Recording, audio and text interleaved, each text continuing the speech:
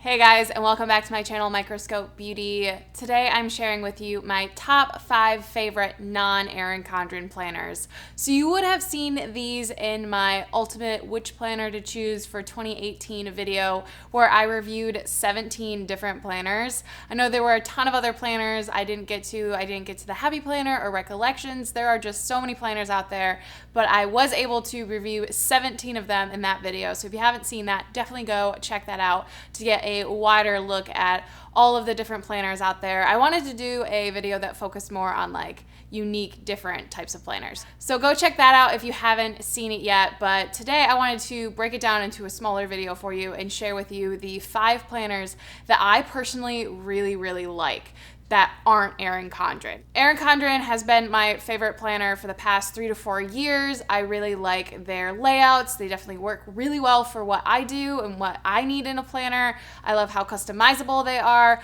but there are tons of other planners out there, so I wanted to share with you my 5 favorites. So let's get into this thing. Up first is a planner I kind of gushed about a lot in that video. This is the My Infinite Agenda, and it's such a unique planner slash journal keeper slash goal planner that I had to talk about it again. It's a really nice quality planner, really thick cover, a really lovely rose gold coil, this little elastic band that keeps everything together.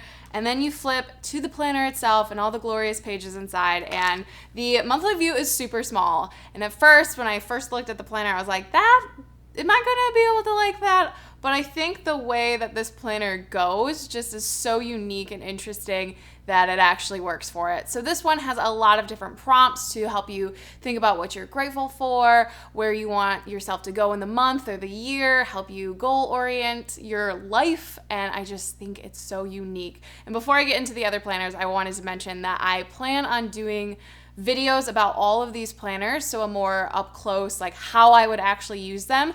So in January, I plan to use each planner for a couple of weeks, put stickers in it, use it like it's my main planner to see how I would actually use it in daily life. Who knows, it might take over my Erin Condren.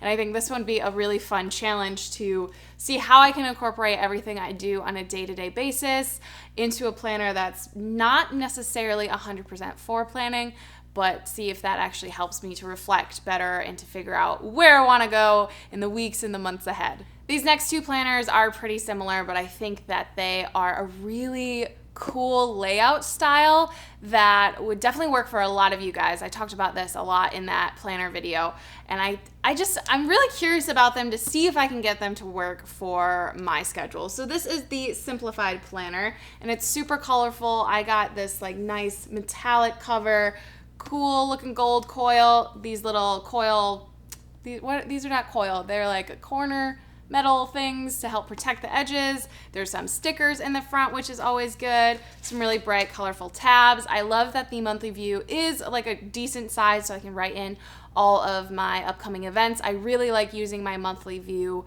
to just see the overall picture of the month and know if I actually have a free weekend here or there. Usually I don't, but I like being able to see it all in one place. The spreads are daily spreads, so that's really unique in the fact that you have a whole page for each day. So you have a time slot on one side and a to-do list on the other, and then you have a meals and a note section in the bottom. I'll probably switch up the meals to maybe doing a gratitude thing down there, and then just a note section for anything that happens throughout the day. My concern with this planner is, and the next one as well, is that I don't really do stuff hourly based. I don't have a lot of appointments or meetings, but this might help me to schedule out chunks of time to work on certain projects and then switch to other projects. So I'm curious to see if this works for me. I think it's a really nice quality. It's definitely good for super busy people, and I'm super intrigued by this one and the next one, which is the Day Designer. It's a larger version of this, so comparatively it's much bigger, but it has the corners and another nice gold coil, and it's just basically the same layout style, obviously a lot bigger spread. I think this one, I put some Erin Condren stickers in to see if it fits. So the monthly spread does fit Erin Condren size stickers pretty nicely. It's a little bit smaller, but that's okay. And then you get into the day-to-day section, and this one is a little bit more detailed. So it still has the hourly section and then the to-do list, but there's obviously more space. There's a note section, and then it also has a daily gratitude, which I'm excited about.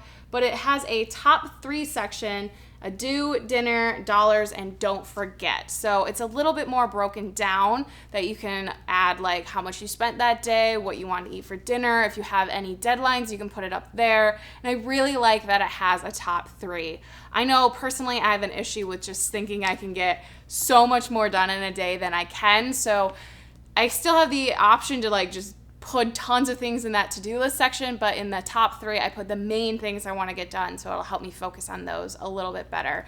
So I like that they're very similar, these 2 planners, but they do have quite a lot of differences. Maybe the simplified version of the Simplified Planner might work better for me. Maybe I'll like the structure of the Day Designer, but I'm a big fan. I'm a big fan of them. Obviously, that's why they're in my top 5 non-Erin Condren planners video. This next one is the Get to Workbook, and I raved and ranted all good things about this in that ultimate planner video that I did, but I just feel so inspired when I look at this planner. It's very much the aesthetic that I'm kind of going towards with my decor and style, more simplified, purposeful design, and the typography throughout it is just gorgeous and really inspiring. And it fits Erin Condren stickers, which is a plus. And I like just how simplified the weekly pages are. It kind of reminds me of my hourly, but without hours, and I honestly don't use the hours that much in my planner anyway. It does have that top 3 to-do list thing that I'm interested in, and it also has a really cool dot grid, or just a grid, it's not a dot grid, at the bottom of it that I can just use for whatever. I can put maybe video ideas or like notes or something down there. I love how simplified this is, while it still seems very goal-oriented and like project-driven. So I'm curious to see if this works for me. Obviously, I'm curious about all of them. I'm just very excited about the upcoming content. I can't wait to dive into all of these planners and maybe find a planner that works so much better for me than the Erin Condren. I honestly don't know, but I'm excited to find out. And the last one I'm excited to find out about is the Plum paper planner. To me, this is the closest to Erin Condren that I found in the collection. There's a couple others that were pretty similar, but this is the one that I'm most excited about. And that's the thing. I know that there are a ton of planners out there, and something that works for you may not work for me, and vice versa. That's a really cool thing about planners. So if I don't talk about your planner, or I'm really crazy about one that you just hate, that's totally fine. And that's the thing about planners. So I'm excited about this one because there are so many different layout styles, and I picked one that is a lot like the Get to Workbook in the fact that it's undated and has a lot of space. It has a top 3 at the bottom, which is cool, but it still has that Erin Condren feel. So I feel like this one is going to be one that I can get into a lot easier and more comfortably because it's something that I'm used to, but I'm excited to challenge myself with the other planners. But these are my top 5 favorite non-Erin Condren planners. Let me know what planners you like in the comments so I can